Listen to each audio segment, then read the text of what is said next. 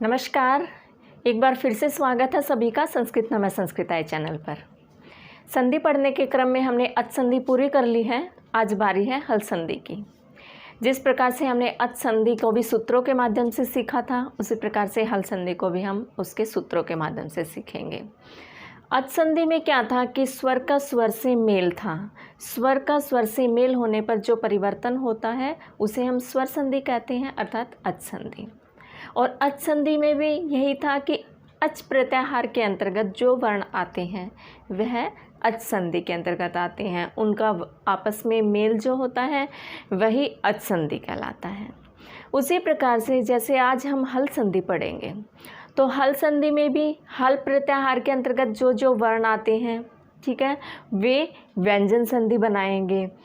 व्यंजन संधि की अगर हम परिभाषा की बात करें तो व्यंजन का स्वर के साथ मेल या व्यंजन का व्यंजन के साथ मेल होने पर जो एक नया परिवर्तन होता है उसे हम व्यंजन संधि कहते हैं या हल संधि कहते हैं। ठीक है, ये परिभाषा मैंने यहाँ लिखी भी हुई है कि व्यंजन के बाद स्वर या व्यंजन के बाद व्यंजन के मेल से होने वाला परिवर्तन व्यंजन कहलाता है। ठीक है, इसको उदाहरण के माध्यम से जाने तो जैसे अच धन अंत है, अजंत है।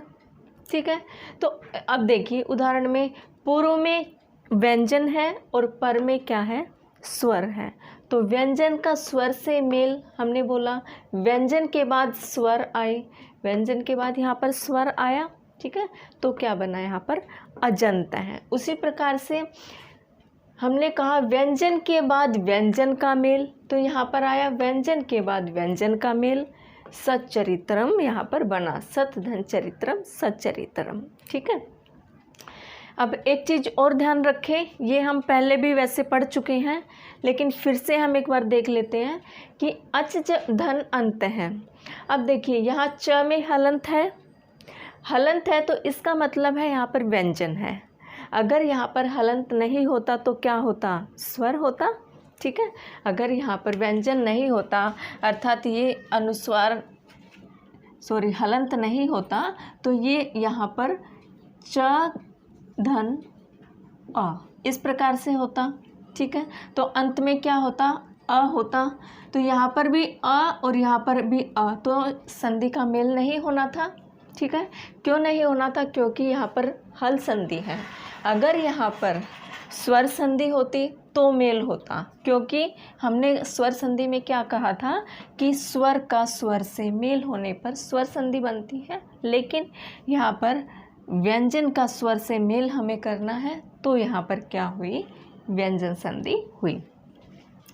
तो यहाँ पर अगर हम पूर्ण च लिख देंगे तो ये हमारा क्या हो जाएगा, गलत हो जाएगा। इसलिए हमने यहाँ पर व्यंजन लिखा। व्यंजन क्या होते हैं, पूर्ण नहीं होते, अधूरे होते हैं, अधूरे वर्ण होते हैं व्यंजन। स्वरों के मेल से वे पूर्ण बनते हैं। ठीक है, उसी प्रकार से इसमें देखें इसमें क्या है, त व्यंजन है, उसके बाद क्या है, च व्यंजन ही है। अब च यहाँ पर पूर्ण है, इस चीज़ को भी आप जाने कि च यहाँ पर पूर्ण है तो च में हमें अ मिलाते हैं जब यह च पूरा होता है। ठीक है, तो यहाँ पर हमने एक चीज़ ध्यान रखनी है कि यहाँ त व्यंजन है, यहाँ पर भी त के जस्ट बाद च जो है वह व्यंजन है। क्यों, क्योंकि च के बाद अ आता है। क्लियर, च के बाद अ आता है, तो यहाँ पर इसका मतलब है व्यंजन के बाद व्यंजन ही है। क्लियर, तो यह हमारी व्यंजन संधि है। हम व्यंजन संधि के कुछ पार्ट देख लेते हैं। सबसे पहले है श्चुत्व संधि। इस संधि को अगर सूत्र के माध्यम से जाने तो सूत्र है इसका स्तोह श्चूना श्चुः। यह सूत्र क्या कहता है कि त से क्या हुआ, सकार, और त वर्गीयो हो। ठीक है, त वर्ग में जो भी वर्ण आते हैं फिर इसको ले लेते हैं, शकार और च वर्गाभ्याम, शकार और च वर्गाभ्याम योगे, इन दोनों का योग होने पर, ठीक है, श्चुत्व संधि होती है, तो यह श्चुत्व संधि हो जाती है। ठीक है। स्तोह क्या है हमारा, स्थानीय, स्तो में स्थानीय वर्ण आ जाते हैं, ये स्तो है, तो स्तो में क्या आ जाएंगे, स्थानीय वर्ण। ठीक है। श्चुह में क्या आएंगे हमारे, आदेश वर्ण। ठीक है, ये हैं हमारे आदेश वर्ण, यानी कि संधि करने के बाद जो आदेश होगा वह आदेश वर्ण कहलाएगा। ठीक है। और मेल किसका होगा, श्चूना का मेल होगा, अर्थात श या च वर्ग का यहाँ पर क्या होगा, मेल होगा। ठीक है, तो श या च वर्ग का मेल होना है। ठीक है। अब ये मेल जो है पूर्व में भी हो सकता है और पर में भी हो सकता है। क्लियर, ये मेल हमारा पूर्व में और पर में किसी भी जगह हो सकता है। ये श जरूरी नहीं है ये श इसके बाद ही आए, ये श इसके पहले भी आ सकता है। च वर्ग में कौन कौन से हैं, च, छ, ज, झ, य, ये इससे पूर्व में भी आ सकते हैं। ध्यान रखिए इनके नीचे हलंत होगा क्योंकि ये व्यंजन है।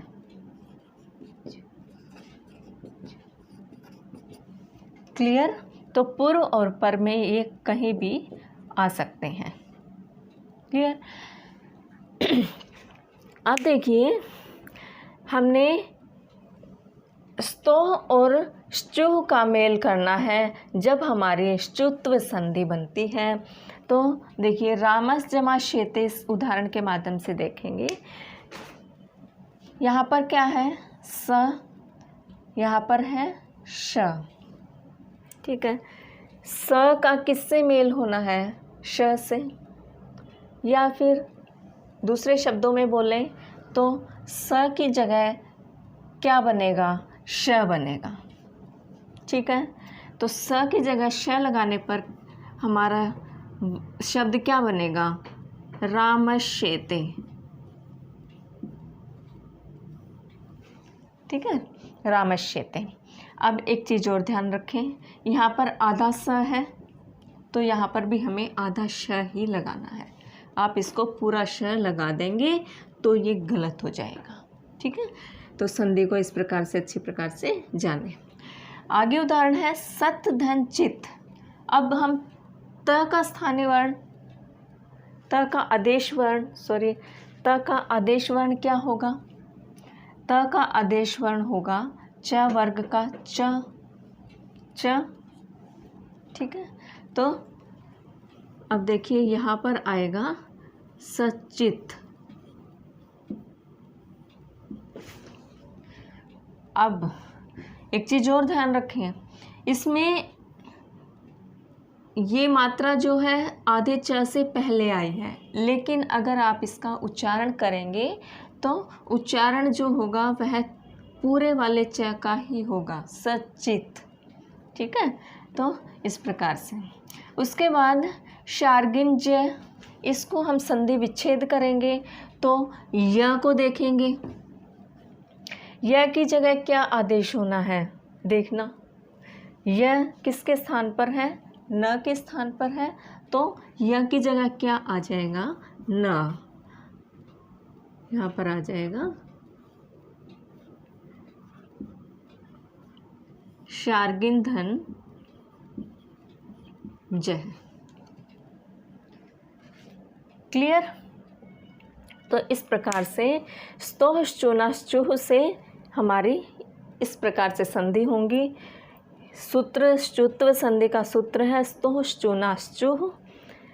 स्तोह स्थानीय वर्ण है और जो श्चु है वह आदेश वर्ण है, अर्थात ये वर्ण इन वर्णों के स्थान पर आएंगे। अब ये वर्ण जरूरी नहीं है ये पूर्व में आए या पर में, ये पूर्व में आए या ये पर में आए, ये आपस में कहीं भी आ सकते हैं। क्लियर, तो इस प्रकार से यह संधि हमारी श्चुत्व संधि हुई। अब श्चुत्व संधि का एक सूत्र है शात सूत्र। शात सूत्र क्या कहता है? शात परस्य तवर्गस्य श्चुत्वन शात। यह क्या है? निषेध सूत्र है, अर्थात इस चीज़ को, इस सूत्र को यह नकार देता है कि जैसे यहाँ पर संधि हुई या संधि विच्छेद हुआ, स्थानीय वर्ण का आदेश होना है, तो वहाँ यह संधि नकारती है। किस प्रकार से? कि शात परे, शात के परे त वर्ग आने पर श्चुत्व नहीं होगा।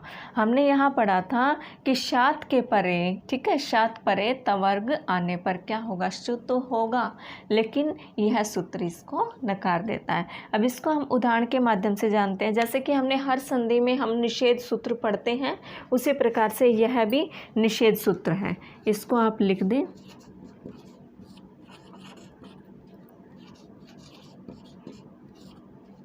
निषेध सूत्र है ये है विधि सूत्र या विधायक सूत्र भी बोल सकते हो आप इसको। यह है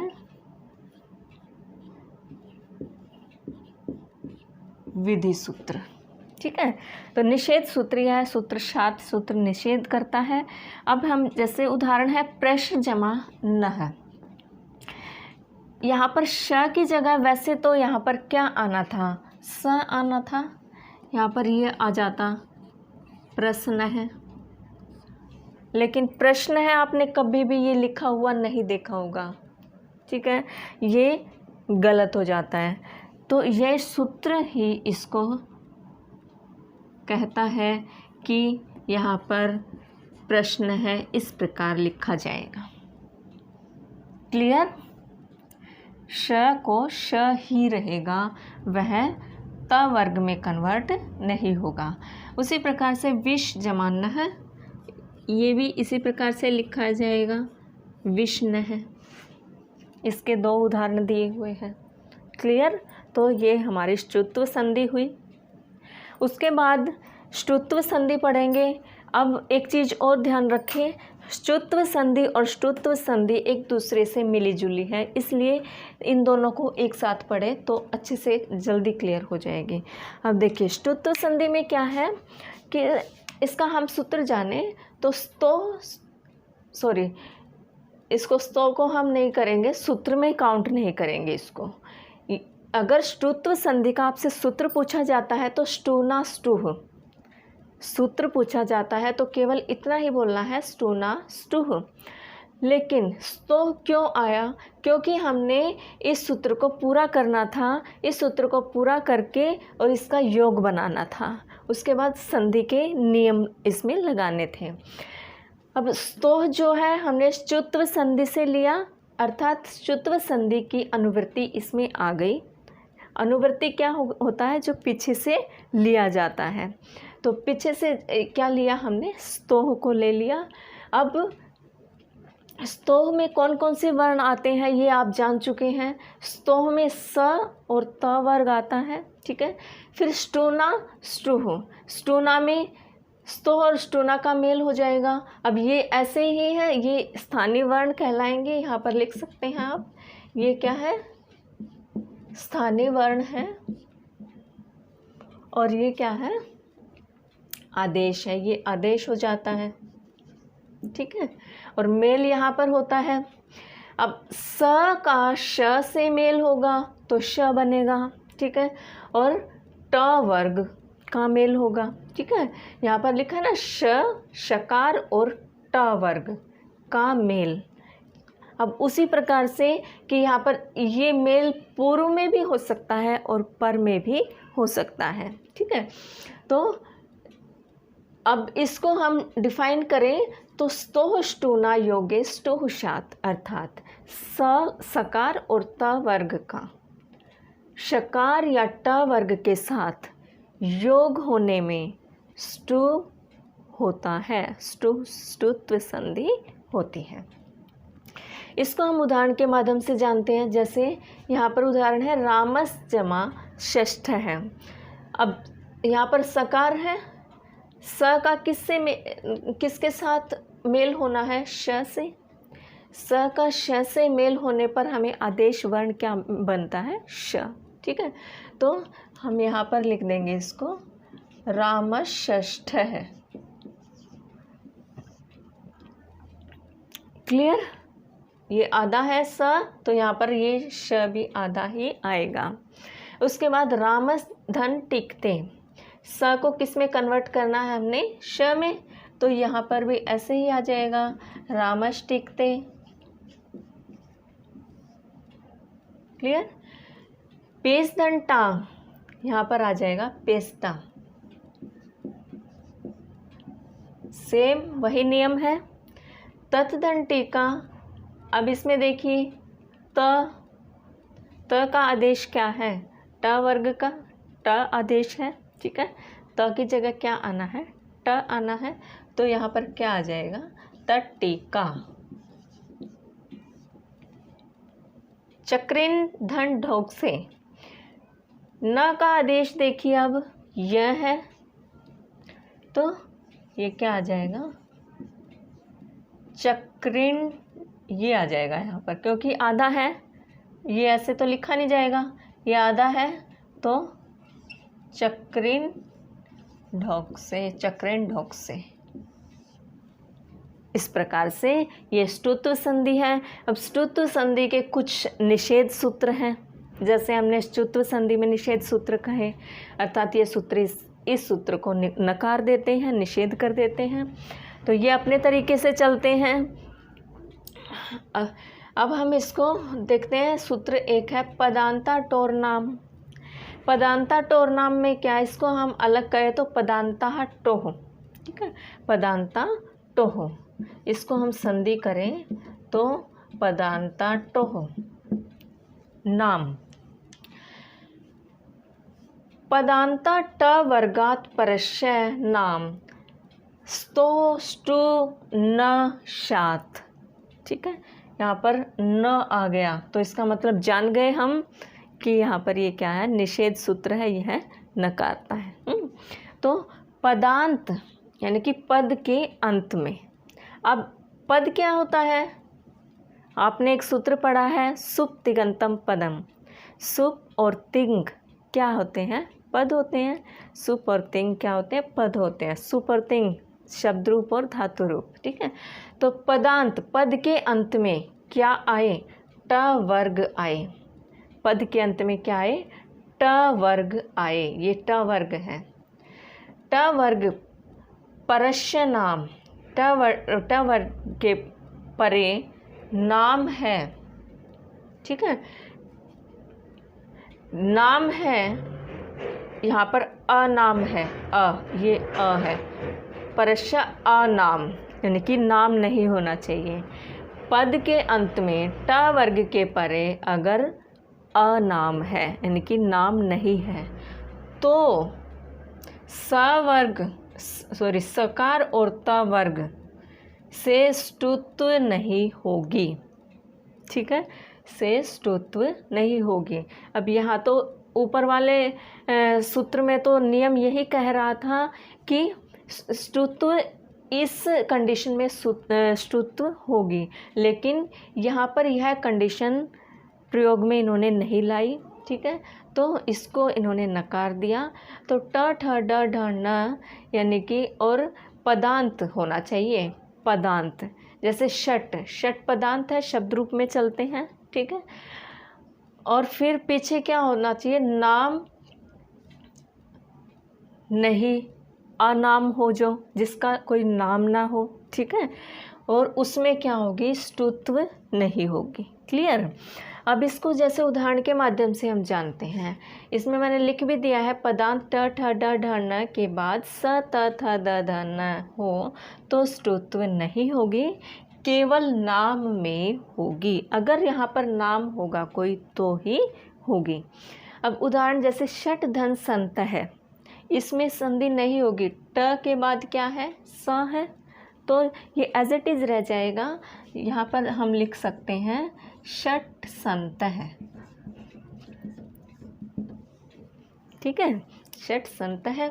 फिर षट धन ते, ये भी एज इट इज़ रह जाएगा कि षट ते, षट इति एज इट इज रह जाएगा ये भी। क्लियर? तो यह सूत्र यही कहता है। उसके बाद सूत्र आता है, ये भी निषेध सूत्र है, अनाम नवति नगरीणाम इति। ठीक है, अनाम नवति और नगरीणाम वाच्यम। यह सूत्र क्या कहता है कि नाम नवति और नगरीणाम, नगरी में संधि नहीं होगी। यह स्टू वाला नियम यहाँ पर लागू नहीं होगा। अब देखिए यहाँ पर, देखिए क्यों लागू नहीं होगा। यह इस सूत्र के माध्यम से हमारे दो सूत्र इसमें लग जाते हैं।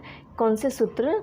एक तो है यरो अनुनासिके अनुनासिको वा, अर्थात यर प्रत्याहार के अंतर्गत जो अनुनासिक वर्ण होते हैं वे विकल्प से वा अर्थात विकल्प से अनुनासिक ही बन जाते हैं। ठीक है, यर प्रत्याहार के अंतर्गत जो भी वर्ण आते हैं वे अनुनासिक होने के कारण विकल्प से अनुनासिक ही बन जाते हैं।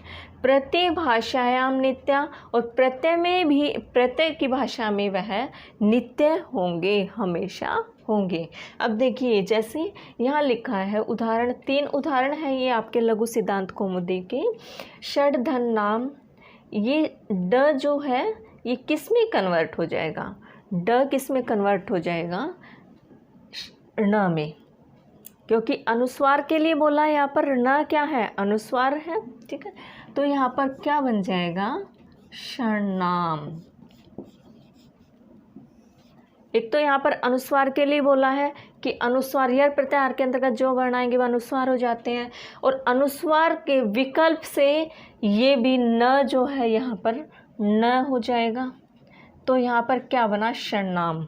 इस प्रकार के आपने संधि किए हुए शब्द देखे होंगे अपनी छोटी क्लासेज में, ये आ चुके हैं ये शब्द। लेकिन इनको डीपली समझने के लिए हमें अपनी ग्रेजुएशन और एमए में इनको बड़ी क्लासेज में आके इनके रूल रेगुलेशन हमें समझ में आते हैं। ठीक है, तो षड्धन नवति, इसमें क्या है? क्षण नवति आ जाएगा। इसमें यही सेम यहाँ पे नियम लागू होगा। क्षणवती ये आ जाएगा यहाँ पर, क्षणवती। ठीक है, इसी प्रकार से षड्धन नग्र है, क्षण नग्र है, यहाँ पे ये आ जाएगा क्षण नग्र है। क्लियर? तो ये सूत्र निषेध सूत्र है। ये भी आप इन दोनों के सामने लिख लें, निषेध सूत्र है ये। ठीक है, उसके बाद एक सूत्र और है तोषी। ये सूत्र कहता है कि त वर्गस्य शकारे परे न ष्टुत्व स्यात्। अब त वर्ग के शकार परे ष्टुत्व नहीं होगा। ठीक है, तो इसका उदाहरण हम देखें तो सन धन षष्ठ है। ठीक है, सन धन षष्ठ है तो त वर्ग शकारे ये एज इट इज आ जाएगा। ये इस सूत्र का नियम हम देखें तो सन षष्ठ आ जाएगा यहाँ पर, सन षष्ठ है, इस प्रकार से। क्लियर? तो इस प्रकार से हल संधि का हमने 2 प्रकार सीखे, ष्टुत्व संधि और ष्टुत्व संधि। उम्मीद है आपको अच्छे से क्लियर हो गई होगी। धन्यवाद।